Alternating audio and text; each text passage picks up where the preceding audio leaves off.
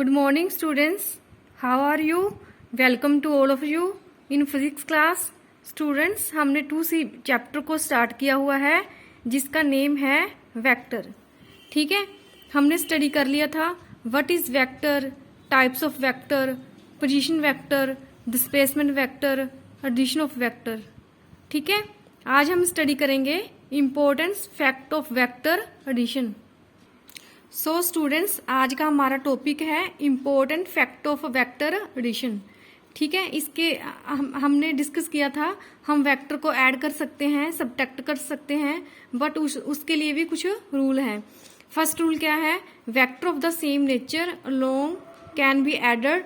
ठीक है, जो टू वेक्टर क्वांटिटी होती हैं अगर उनकी सेम नेचर होएगी तो ही हम उसको ऐड कर सकते हैं, सबट्रैक्ट कर सकते हैं.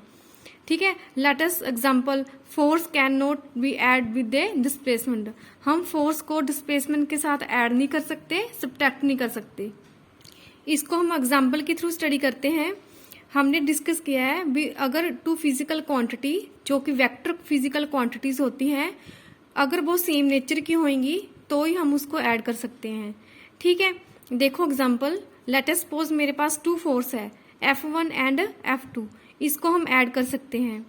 ठीक है, लेट अस सपोज हमारे पास टू डिस्प्लेसमेंट है D1 एंड D2. D1 की वैल्यू 5 सेंटीमीटर है और D2 की वैल्यू भी 5 सेंटीमीटर है. इन दोनों को ऐड करके क्या आ जाएगा? 10 सेंटीमीटर. बट हम कभी भी फोर्स के साथ डिस्प्लेसमेंट को ऐड नहीं कर सकते, सबट्रैक्ट नहीं कर सकते.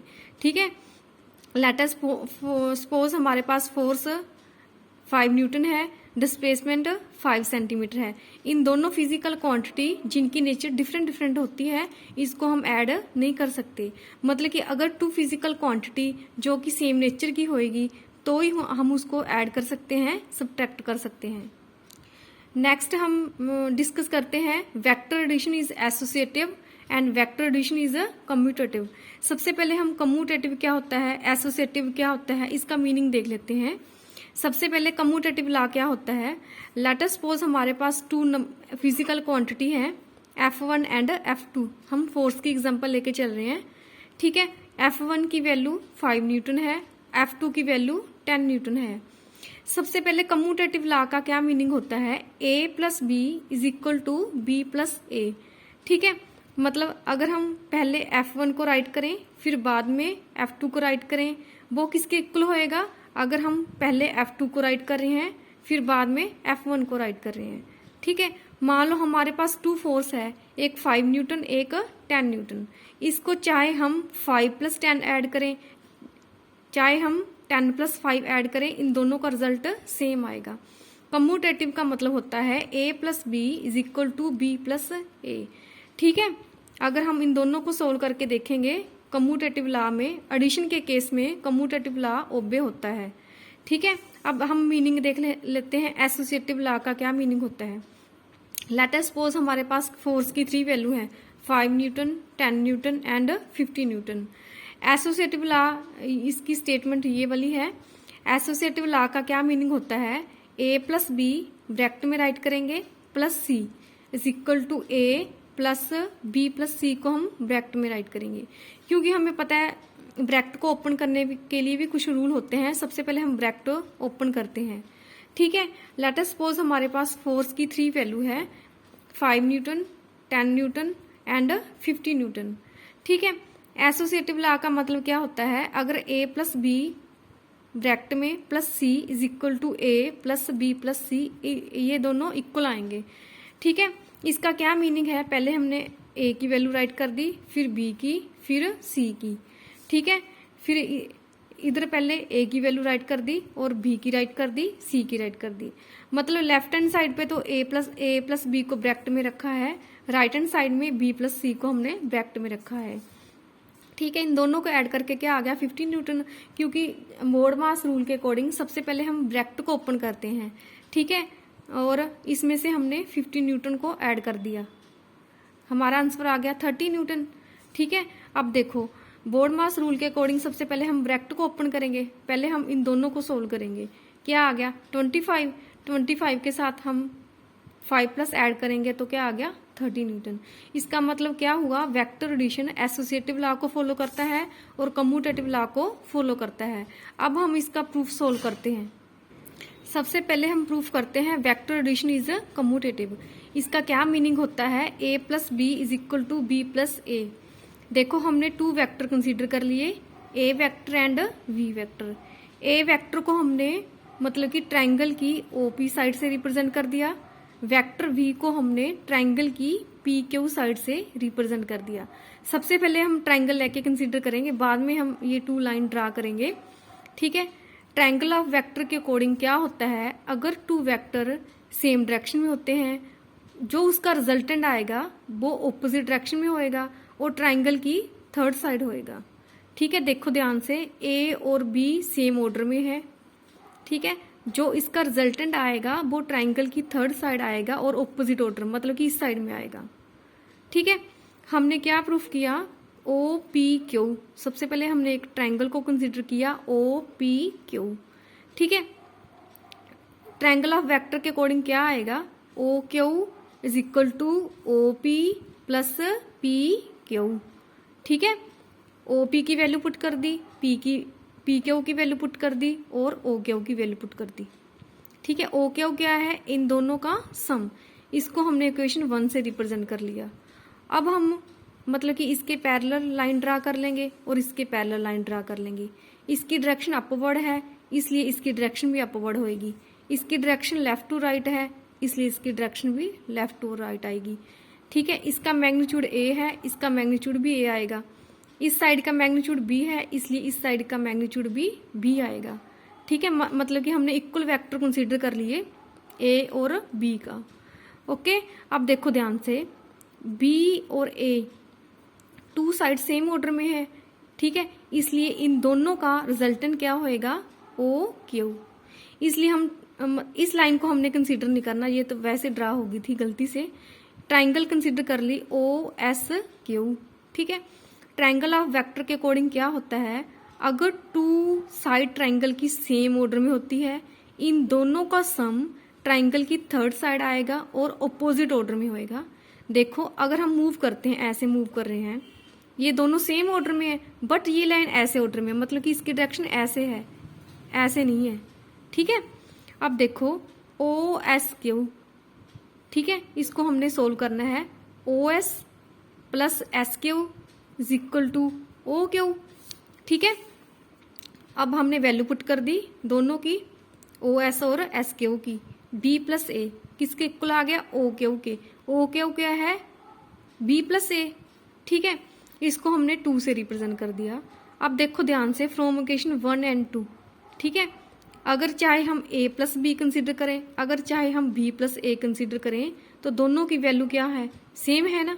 इसलिए हम क्या कंसिडर कर सकते हैं, चाहे हम 2 वेक्टर को A प्लस B से ऐड करें, चाहे B प्लस A से ऐड करें, मतलब कि वेक्टर एडिशन जो है कम्यूटेटिव लॉ को ओबे करता है। कम्यूटेटिव का मतलब क्या होता है, A plus B is equal to B plus A। मतलब कि अगर 2 कोई भी फिजिकल क्वांटिटी है वो कम्यूटेटिव लॉ को ओबे करेंगी। इसको हम मतलब कि एडिशन से ऐसे राइट कर सकते हैं, A plus B is equal to B plus A। Next हमने प्रूफ करना है वेक्टर एडिशन इज कम्यूटेटिव। बेटा हम एडिशन की बात कर रहे हैं, ठीक है, सब्ट्रैक्शन वाला केस हम अलग लेके चलेंगे। मतलब कि जो वेक्टर एडिशन है वो कम्यूटेटिव लॉ को भी ओबे करता है और एसोसिएटिव लॉ को भी ओबे करता है, ठीक है।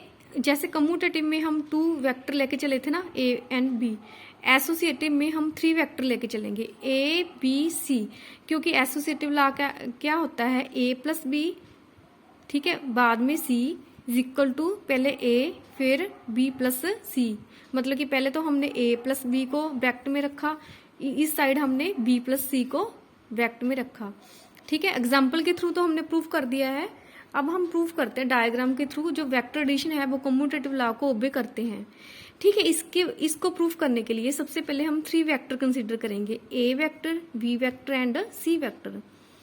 देखो ध्यान से डायग्राम को, A vector, V vector and C vector same order में है, देखो, ठीक है। और इसकी जो रिजल्टेंट आएगा वो R आएगा, उसको हमने OS से रिप्रेजेंट कर दिया, ठीक है। अब हमने इसका प्रूफ करना है। हमने ट्राइंगल कंसीडर कर ली ओ पी क्यू। ठीक है, देखो ध्यान से बेटा, सभी जो मतलब कि रूल है वो ट्राइंगल ऑफ वेक्टर मतलब कि लॉ अप्लाई होएगा सभी को प्रूफ करने के लिए। ये बहुत इंपॉर्टेंट है, दोबारा बता देती हूँ। ट्राइंगल ऑफ वेक्टर के अकॉर्डिंग देखो ध्यान से ओ पी क्यू, ये हमारे पास एक ट्राइंगल है। देखो ओ पी और पी क्यू सेम ऑर्डर में है ना। अगर इन दोनों का रिजल्टेंट होएगा वो मतलब कि आर होएगा, वो ट्राइंगल की थर्ड साइड होएगा और ऑपोजिट ऑर्डर में होएगा। मतलब देखो ध्यान से, इसकी डायरेक्शन अपवर्ड है, ऐसे डाउनवर्ड नहीं है, मतलब कि ऐसे नहीं है, ऐसे है। ठीक है, अब हमने ट्राइंगल कंसीडर कर ली ओ पी क्यू। ठीक है, ट्राइंगल ऑफ वेक्टर के अकॉर्डिंग क्या आएगा, ओ क्यू किसके इक्वल आएगा, O P plus P Q. ठीक है, मतलब कि A plus B is equal to O Q. Okay, फिर हमने ट्राइंगल कंसीडर कर ली ओ क्यू एस। ठीक है, इसमें देखो ये साइड मतलब कि अपवर्ड है, ये साइड राइट टू लेफ्ट है, मतलब कि सेम ऑर्डर में है ना। ठीक है, जो इन दोनों का रिजल्टेंट आएगा वो थर्ड साइड आएगा जो कि ऑपोजिट ऑर्डर में है। ठीक है, इसलिए O S is equal to किसके आएगा, O Q plus Q S. हमने इनकी वैल्यू पुट कर दी। ओ एस की वैल्यू क्या है आर, ओ क्यू की वैल्यू क्या है ए प्लस बी, और क्यू एस की वैल्यू क्या है सी। ठीक है, अब देखो, अब हमने ट्राइंगल कंसीडर कर ली पी क्यू एस। ठीक है, हमने ट्राइंगल कंसीडर करके उसमें सिर्फ ट्राइंगल ऑफ वेक्टर फॉलो करना है। ठीक है, P Q S, P Q S, देखो जो पी क्यू है और क्यू एस है ये सेम ऑर्डर में है ना। जो इसका रिजल्टेंट क्या आएगा, मतलब कि जो ऑपोजिट ऑर्डर में है पी एस, देखो इसकी डायरेक्शन ये वाली है, इसलिए P S is equal to मतलब कि बी प्लस सी। ठीक है, ऐसे हमने ट्रायंगल कंसीडर कर ली ओ पी एस। देखो इसकी ये वाली डायरेक्शन है, इसकी ये वाली डायरेक्शन है। ठीक है, इसकी अपवर्ड डायरेक्शन है, मतलब कि ये दोनों सेम साइड है, ये ऑपोजिट साइड में है, इसलिए ओ एस किसके इक्वल आएगा, O P plus P S. ठीक है, हमने वैल्यू पुट कर दी, ओ एस की आर, ओ पी की ए, पी एस। देखो पी एस की वैल्यू क्या थी, बी सी, हमने ऊपर राइट किया था, पी एस की वैल्यू क्या है बी सी, इसको हमने 2 से रिप्रेजेंट कर दिया। अब देखो आर की वैल्यू किसके इक्वल है, पहले हमने ए और बी को ब्रैकेट में रखा, सी को बाहर रखा, इसमें हमने बी प्लस सी को ब्रैकेट में रखा, ए को बाहर रखा। 1 एंड 2 से क्या प्रूफ होता है, A plus B plus C is equal to A plus B plus C. This is called vector addition is commutative. ठीक है, पहले तो मैंने आपको एग्जांपल लेके समझाया है। देखो बेटा 3 रूल हैं, एक तो जो वेक्टर है सेम नेचर के हम ऐड कर सकते हैं, सब्ट्रैक्ट कर सकते हैं। Second rule vector addition is commutative. Third rule is vector addition is associative. आपने पहले अच्छे से समझना है कम्यूटेटिव का मीनिंग क्या होता है, एसोसिएटिव का मीनिंग क्या होता है, फिर आपने प्रूफ मतलब कि राइट करना है नोटबुक पे अच्छे से। Vector addition is commutative and vector addition is associative. Next बेटा हम सब्ट्रैक्शन वाला केस लेके चलते हैं। सब्ट्रैक्शन वाले केस में कम्यूटेटिव लॉ भी ओबे नहीं होता और एसोसिएटिव लॉ भी ओबे नहीं होता। ठीक है, इसको मैं एग्जांपल के थ्रू प्रूफ करवा देती हूँ आपको। लेट अस सपोज हमारे पास 2 वेक्टर हैं ए एंड बी। मान लो हम फोर्स की एग्जांपल लेके चलते हैं। फोर्स F1 10 न्यूटन है, चाहे ए बोलो चाहे F1। ठीक है, बी है 15 न्यूटन। इसको हमने सब्ट्रैक्ट करना है, मतलब कि 2 फोर्स को हमने सब्ट्रैक्ट करना है। कम्यूटेटिव का क्या मीनिंग होता है, A minus B is equal to B minus A. But subtraction के केस में कम्यूटेटिव लॉ ओबे नहीं होता, इसलिए A minus B is not equal to B minus A. हम यहाँ पे पहले ए की वैल्यू राइट करेंगे फिर बी की। ठीक है, अब देखो इस साइड पहले बी है, बी की वैल्यू राइट करेंगे फिर हम ए की। हमने वैल्यू पुट कर दी, ए की वैल्यू 10 है, बी की वैल्यू 15 है। यहाँ पे बी की वैल्यू 15 है, ए की वैल्यू 10 है। देखो 10 माइनस 15 कितना हो गया, -5। 15 माइनस 10 कितना हो गया, 5। इसका मतलब अगर हम बी ए माइनस बी ऐसे सोल्व करते हैं, जब बी माइनस ए सोल्व करते हैं, दोनों मतलब कि सेम नेचर नहीं होते, ये डिफरेंट हैं। ठीक है, क्योंकि जो भी फिजिकल क्वांटिटी वेक्टर क्वांटिटी होती है वो नेचर को भी ओबे करती है। जो फिजिकल क्वांटिटी स्केलर क्वांटिटी होती है, ठीक है, मतलब कि वो लॉ ऑफ अलजेब्रा को ओबे करती है, उसको हम सिंपल मेथड से ऐड कर सकते हैं, सब्ट्रैक्ट कर सकते हैं, मल्टीप्लाई कर सकते हैं, डिवीजन कर सकते हैं। बट वेक्टर एडिशन के लिए या सब्ट्रैक्शन के लिए कुछ रूल हैं, ठीक है। इसका मतलब क्या हुआ, जो कम्यूटेटिव लॉ है वो सब्ट्रैक्शन के केस में फेल हो जाता है। So a minus B is not is equal to B minus A. Next हम सब्ट्रैक्शन वाला केस लेके चलते हैं, एसोसिएटिव लॉ को देखते हैं। जो सब्ट्रैक्शन वाला केस है एसोसिएटिव लॉ को ओबे करता है या नहीं करता है, ठीक है। सबसे पहले एसोसिएटिव लॉ क्या होता है, सब्ट्रैक्शन के केस में a minus B minus C is not is equal to a minus B minus C. मतलब कि जो एसोसिएटिव लॉ है सब्ट्रैक्शन के केस में फेल हो जाता है, इसलिए ये left hand side is not is equal to right hand side. इसमें हम 3 फोर्स की एग्जांपल लेके चलते हैं, क्योंकि एसोसिएटिव के केस में हम 3 वेक्टर को लेके चले थे, ठीक है। फर्स्ट का मतलब फोर्स की एग्जांपल लेके चलो आप। a की वैल्यू 5 है, b की वैल्यू 10 है, c की वैल्यू 15 है, ठीक है। हम लेफ्ट हैंड साइड और राइट हैंड साइड में a b c की वैल्यू पुट कर देंगे, ठीक है। बट बोर्ड मास रूल के अकॉर्डिंग सबसे पहले ब्रैकेट ओपन होती है, पहले हम इस ब्रैकेट को ओपन करेंगे। जब हमने इस ब्रैकेट को ओपन किया 10 माइनस 15 किसके इक्वल आ गया, -5, ठीक है। ये माइनस माइनस हो गए प्लस, कितना आ गया 10। अब राइट हैंड साइड देखो, बोर्ड मास के रूल के अकॉर्डिंग सबसे पहले हम ब्रैकेट को ओपन करेंगे, 5 माइनस 10 कितना आ गया -5, ठीक है। -5 और -15 कितना हो गया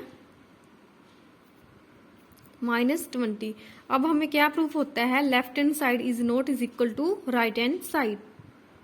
बेटा हमने एसोसिएटिव और कम्यूटेटिव लॉ को सब्ट्रैक्शन के केस में देख लिया है, ठीक है। इसका प्रूफ नहीं करना, बस आपने इसमें ऑब्जेक्टिव टाइप क्वेश्चन बहुत अच्छे से बनते हैं। जैसे सब्ट्रैक्शन के केस में a minus B is not is equal to B minus A, ठीक है। जो मतलब कि एडिशन वाला केस था, इसमें हमने प्रूफ कर लिया है कम्यूटेटिव और एसोसिएटिव लॉ को, ठीक है। सब्ट्रैक्शन के केस में सिर्फ आपने याद करना है B a minus B is not is equal to B minus A. जो एसोसिएटिव लॉ है, ठीक है, वो सब्ट्रैक्शन के केस में ओबे नहीं करता, ठीक है। इसमें मल्टीपल क्वेश्चन बहुत अच्छे से बनते हैं।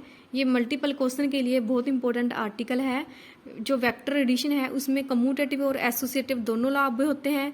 जो वेक्टर सब्ट्रैक्शन का केस है उसमें कम्यूटेटिव और एसोसिएटिव लॉ ओबे नहीं होते, ठीक है बच्चे। मतलब कि हमने स्टडी किया जो मतलब कि वेक्टर है उसको हम कैसे एडिशन कर सकते हैं, ठीक है।